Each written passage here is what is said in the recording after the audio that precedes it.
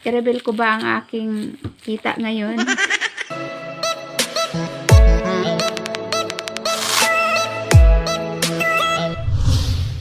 Meron tayong na-cancel na dalawa guys kasi yung ating minessage ng sa Tambulan is dalawa, tapos isa yung nagpaano sa kanyang sikmura. Tapos nag-lunch tayo kasi nabot na tayo ng past 12. Tapos pagkatapos natin nag-lunch, bumiyahe tayo pa Kantaop. Pagdating natin sa Kantaop, ayan, nag-massage tayo.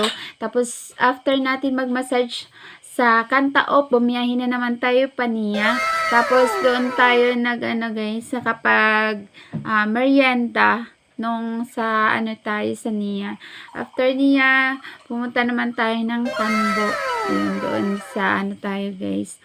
Sa Delta, ayan kay sir, na massage natin si sir. Tapos, next naman, si ma'am Rilin, ayan, yung ating na-massage. At, na-cancel natin sila Sir Dave at saka si ma'am Laura.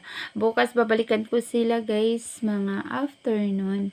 Ayan, kaya meron naman tayong schedule bukas. Sa mga gusto pong humabol po, pa-schedule po kayo para bukas. May time pa po, mula umaga hanggang tanghali. Ayun. Meron pa tayong bakante. Medyo medyo pagod na tayo niyan guys. Gabi na rin talaga. At si Mateo, ayan, gising pa. Andito pa ang aking Mateo ko.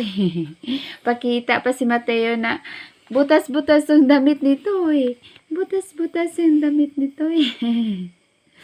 Pagdating kasi bumili ako ng ano ba yung binili ko sa kanya?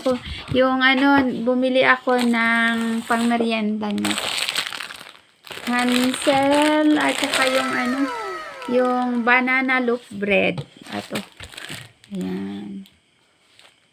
Sana yung bibilihin ko, chipon cake, kaso lang parang ito yung gusto kong kainin kasi nung nakaraan chipon cake yung binili. Tapos, asukal, yun lang yung ating binili. Tapos, nagpagasolina ako ng 100.